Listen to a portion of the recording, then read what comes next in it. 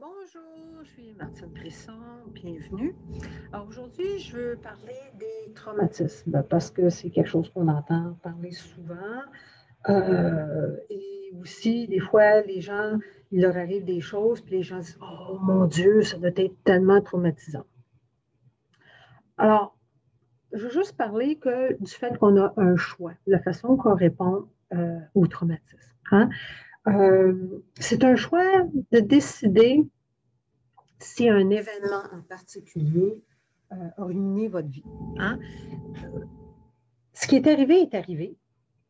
Hein? Mais quand vous choisissez que cet événement, parce que ça m'est arrivé, ça a ruiné ma vie, mais ça donne du pouvoir à cet événement-là. C'est comme, oui, quelque chose est arrivé, mais là, c'est fini. C'est le passé. C'est pas qui vous êtes. Vous n'êtes pas cet événement-là, vous n'êtes pas ce qui vous est arrivé. Vous avez un choix d'y repenser, puis d'y repenser, puis de le revivre, puis d'y donner une signification. Mais ça, c'est un choix. C'est jamais un événement en soi qui est traumatisant. C'est tout, comme je dis, tout ce qu'on se raconte à propos de l'événement. Il y a une histoire qu'un des profs racontait, et c'est quelqu'un que lui connaissait. Et il y avait qui était le coach, le thérapeute de cette personne-là.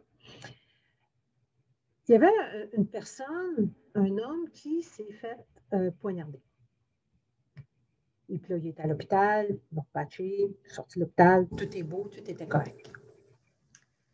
Il n'y a pas de séquelles émotionnelles, psychologiques de cet événement-là. Son frère, qui n'était pas là lors de l'attaque, a juste attendu l'histoire. Lui, il a un syndrome post-traumatique. Il n'était même pas là, il a juste entendu l'histoire. Et lui, il a un syndrome post-traumatique. Il n'était pas là. Alors, c'est mis à se faire plein de significations, plein d'histoires par rapport à cet événement-là. Et là, lui, il a un syndrome post-traumatique. Celui qui a été poignardé, non, absolument pas. C'est jamais qu'est-ce qu'on a vécu. On a toujours la possibilité aussi, c'est pas parce qu'il nous est arrivé quelque chose aussi, oh mon Dieu, je suis traumatisée à cause de ça. On a toujours l'opportunité de voir les choses différemment. C'est jamais trop tard. Ceux qui travaillent en EFT ou tapping ou technique de libération émotionnelle, il y a quelques années, ont été travaillés avec des vétérans de la guerre du Vietnam qui avaient encore des symptômes de syndrome post-traumatique tant d'années après. Et ils ont travaillé avec eux en faisant du tapping et ces gens-là, on peut dire, sont rétablis, guéris de leur syndrome post-traumatique. Alors, il n'y a pas de limite de temps. Ce n'est pas parce que c'est arrivé il y a tant d'années. On a toujours la possibilité de voir les choses d'une nouvelle façon. On a toujours la possibilité d'être en paix. Ça, ça donne de l'espoir parce qu'on a toujours cette possibilité-là. Comme j'ai dit, c'est jamais l'événement en soi. Il y a des gens aussi qui utilisent des traumatismes passés pour excuser leur mauvais comportement, si on peut dire. Il y a personne dans ma famille qui est comme ça. Oh, c'est pas de ma faute parce que quand j'étais jeune, là, ça c'est arrivé. Puis ça, c'est arrivé. OK.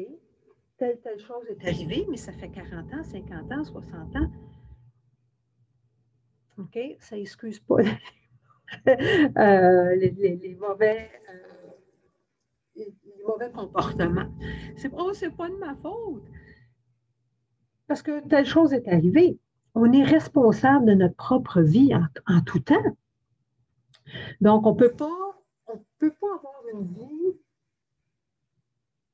une belle vie, supposons, si on retient tous ces traumatismes, toutes les choses qui nous sont arrivées, on retient tout le ressentiment qui peut aller avec ces événements-là. C'est impossible d'avoir une belle vie à ce moment-là. Puis, c'est pas parce que quelque chose est arrivé qu'on va être automatiquement traumatisé. Hein? Supposons qu'on est 100 personnes dans une banque, dans le temps avant la COVID, on est 100 personnes dans une banque, puis il y a un hold-up. Mais dans les 100 personnes, seulement qu'une personne va être traumatisée. Les 99 autres vont être corrects. Fait que c'est un égale pas l'autre. C'est pas parce que je te présente dans un hold-up que je vais être traumatisé. Là. Non, il y a rien qu'une personne qui va avoir un syndrome post-traumatique. Les 99 autres vont être corrects. Il y a une étude aussi dans les cas de viol. 83% n'ont pas de syndrome post-traumatique. Fait qu'un égale pas l'autre nécessairement. Puis on est fait, on est résilient. Il y a une autre étude aussi qui démontrait que 70% des gens dans le monde, je ne sais pas ce qu'ils ont fait, mais je ne me rappelle pas comment ils ont fait l'étude, mais que 70% des gens ont eu au moins un événement traumatique dans leur vie. Minimum. Un. Dans leur vie. Et 96% des gens n'ont pas de problème. Seulement 4% vont avoir un syndrome post-traumatique. Fait qu'un égale pas l'autre en aucun temps. On a tout le temps l'habilité de récupérer. Moi, quand j'ai appris l'intégration polymoléculaire, c'est-à-dire que, supposons que justement, il y avait un événement post-traumatique, je suis dans l'hold-up ou un accident, puis peu importe ce qui peut s'être passé. On a une petite fenêtre de 2 heures où on peut faire tout de suite l'intégration polymoléculaire pour s'assurer qu'il n'y a absolument rien. Ou du tapping, parce que ça aussi, ça marche, ou une régulation à cause, peu importe la technique que vous voulez utiliser. Puis après ça, de de rien faire pendant 6 semaines. Pourquoi? Parce que pendant ces 6 semaines-là, le cerveau travaille, se réorganise. Et ne pas faire d'interférence à ce moment-là. Si 2 mois, 3 mois après, les symptômes sont encore là, peut-être. Les 6 premières semaines, absolument rien faire parce que notre cerveau, on est résilient. Et juste nous donner la chance que notre cerveau récupère de lui-même par notre résilience qui est innée. Et ça me rappelle 2 petites citations de Viktor Frankl. On va essayer de les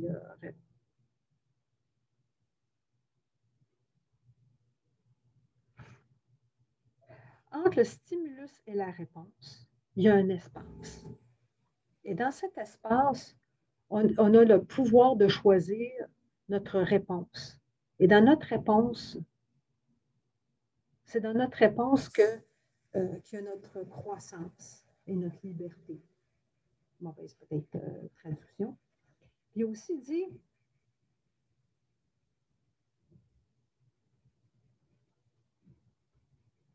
là, il faudrait que je relise mon écriture, qu'on a tous, en fait, la liberté de choisir notre attitude à un moment, dans peu importe la situation, peu importe la circonstance.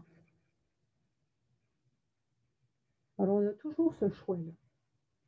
Là, certains vont dire, ah oui, mais j'ai des flashbacks, j'ai tel symptôme, tel symptôme. Mais c'est justement, c'est des symptômes d'un problème. Ce n'est pas le problème.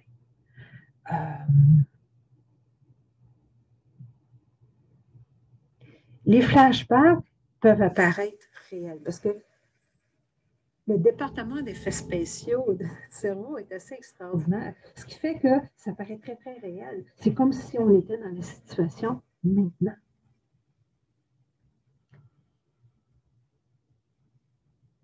Mais supposons que je regarde un film, puis il y a quelque chose d'épeurant dedans. Je peux rentrer dans le film, ressentir les émotions du film. Je n'appelle pas une offense. Parce qu'une partie de moi sait que c'est un film. Et ça peut être la même chose avec ces flashbacks. On peut se rappeler qu'on est dans le moment présent. que ça, c'est le passé. C'est fini. On n'a pas besoin de juger, d'en avoir peur, de passer plus de temps. On peut changer de poste.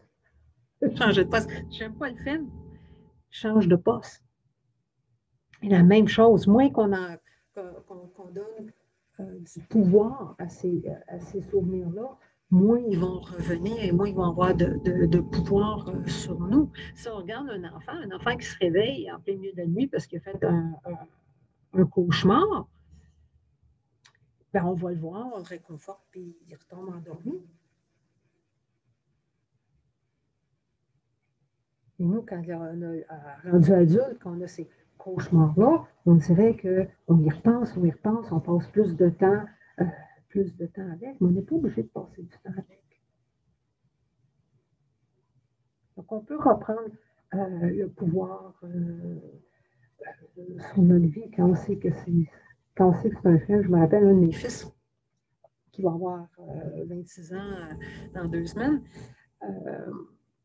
Il aimait beaucoup les trains. Il aimait beaucoup Thomas the Tank Engine. Puis, il y avait un épisode, là, quand on avait encore des tapes VHS avec des épisodes dedans. Il y avait un épisode où un des trains se faisait piquer par un abeille. Il était incapable de regarder cet épisode-là. Aussitôt qu'il y avait cet épisode-là, il fallait que je me mette sur Fast Forward pour le prochain épisode. Parce que, oh non, quelque chose de se faire piquer par un abeille, là, ça ne passait pas. Parce qu'il pensait que c'était vrai. À un moment donné, naturellement, il s'est réveillé que le train ne se faisait pas piquer pour vrai et que ce n'était pas réel. Là, naturellement, à 26 ans, c'est plus un problème certain. Mais pendant un petit bout de temps, c'était réel pour lui. Quand il a réalisé que ce n'était pas réel, ce n'était plus un problème de regarder cet épisode-là. Et c'est la même chose pour nous. On n'est pas brisé. On n'est pas... En aucun temps, vous êtes brisé. On peut toujours retrouver la paix. Comme je dis, ça fait combien d'années, ça ne dérange pas, ça fait combien d'années. C'est possible de retrouver la paix. Et ça donne de l'espoir. Parce que comme j'ai dit, vous n'êtes pas brisé. Vous êtes quelqu'un à qui quelque chose est arrivé. Tout simplement. On peut reprendre le pouvoir sur nous. Alors, c'est tout ce que j'avais à vous dire aujourd'hui. Puis on se retrouve la semaine prochaine. Puis je vais mettre les citations là, de Viktor Frankl là, dans les commentaires en dessous du vidéo. On se retrouve la semaine prochaine.